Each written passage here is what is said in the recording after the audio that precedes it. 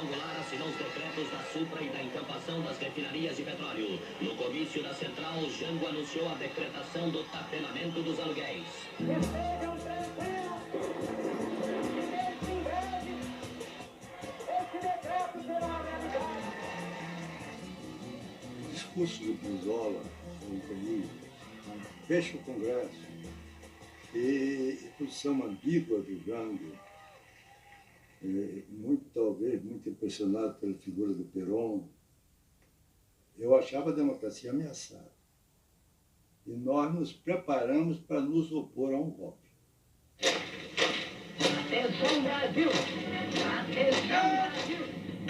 Atenção, Minas Gerais! As tropas do segundo exército, sob o comando do general Cruz, já sitiaram o estado da Guanabara. Nós que éramos antigolpistas viramos golpistas. Sempre que eu chamo golpe de Estado. Colegas meus não, foi dar um golpe de Estado. É a tradução literária do coup d'etat. Golpe de Estado. Nós derrubamos um presidente que foi, embora fosse vice, mas foi votado. Porto Alegre, João Goulart fugiu para o Uruguai, seguido de Leonel Brizola e outros elementos do governo deposto. Felizmente, a internet, com o YouTube, o Facebook, o Twitter e os blogs, estão aí para contar o outro lado da história, que não aquele do pensamento único, ou seja, aquele que quer nos impor a chamada mídia hegemônica. Vamos analisar aqui algumas matérias de blogs, ou mais precisamente do blog Brasil 247, que hoje está repleto de informações e análises sobre a crise que o país está vivendo. O país e, naturalmente, a América Latina e seus principais vizinhos. Olha aqui essa manchete. Modelo Lava Jato espalha-se na América Latina para sufocar a esquerda. Na esteira da ameaça totalitária, o blog aborda também o que aconteceu ontem na Confederação Nacional da Indústria, onde estão concentrados os principais empresários do país. O que diz aqui essa manchete? Na crise da democracia, elite do atraso vai a Ciro Gomes, e aplaude Bolsonaro de pé na CNI. Mas vamos voltar aqui à manchete, a primeira manchete sobre a América Latina, que teve agora as atenções despertadas para o pedido de prisão do ex-presidente Rafael Correa do Equador. O que diz a matéria, o texto dessa matéria do Brasil 247?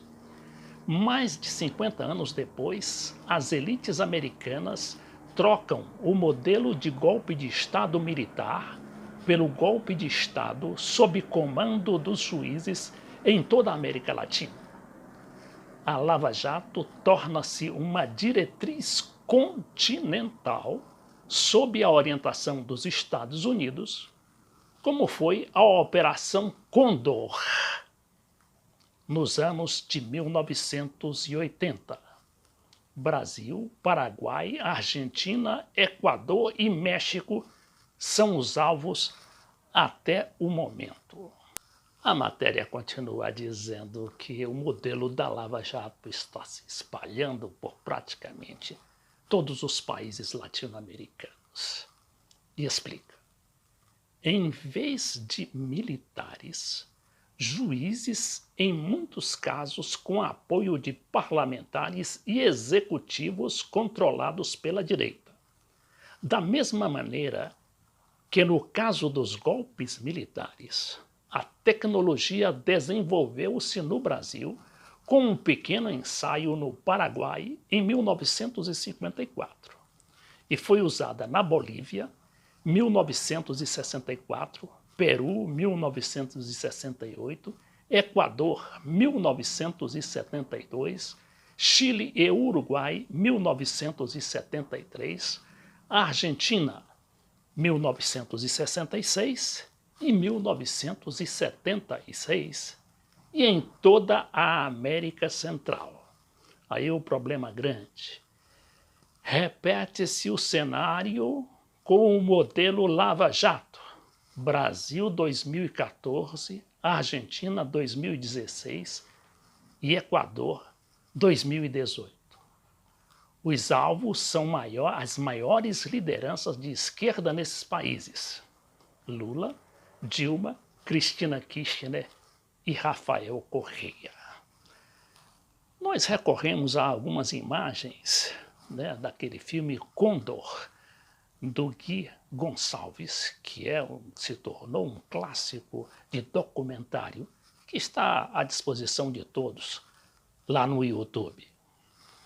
Um outro dado explorado pelo blog Brasil 247 foi esse espetáculo que houve lá na CNI no dia de ontem.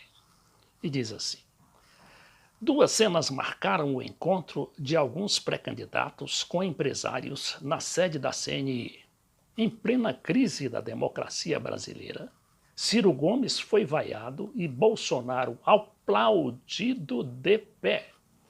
Os empresários apoiaram o candidato de perfil fascista quando ele subiu ao palco, afirmou que colocará militares em seu eventual ministério, qualificou o MST de terrorista e lamentou não poder fazer piadas. E para embasar melhor as suas informações e suas análises, o blog recorre à história e lembra um artigo do ex-presidente Fernando Henrique Cardoso, dizendo: o artigo em que FHC pediu um golpe togado para entregar o petróleo.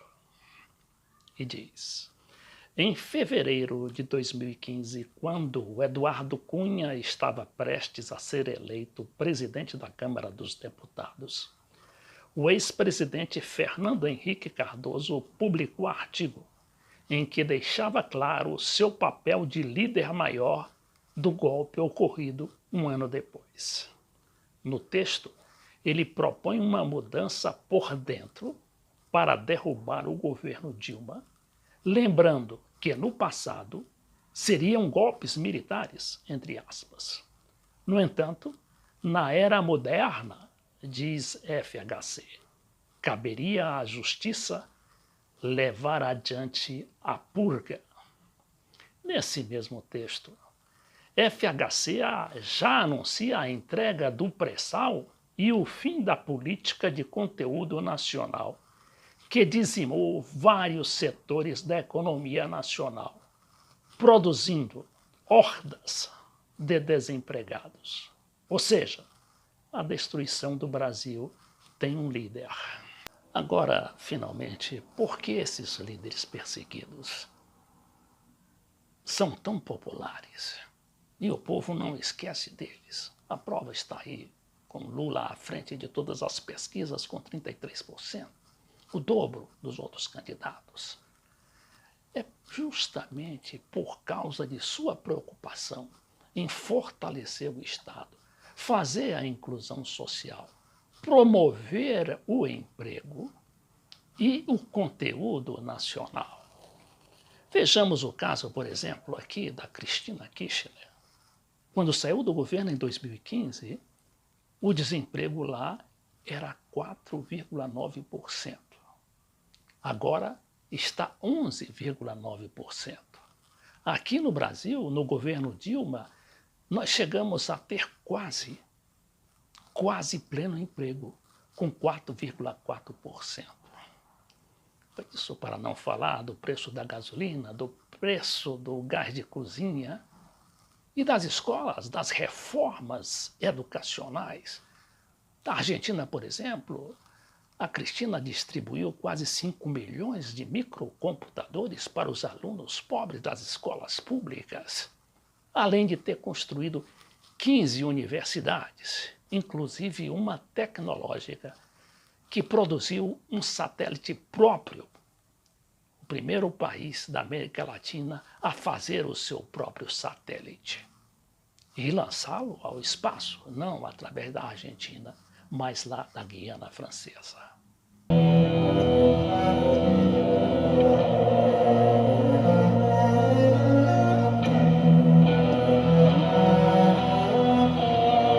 Nos anos 70, os militares tomaram conta da América do Sul.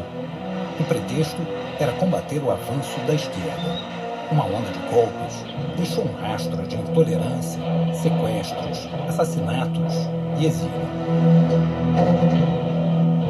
As ditaduras se uniram, desrespeitaram leis e fronteiras, dando origem a um dos piores exemplos de terrorismo de Estado na história, a Operação Condor.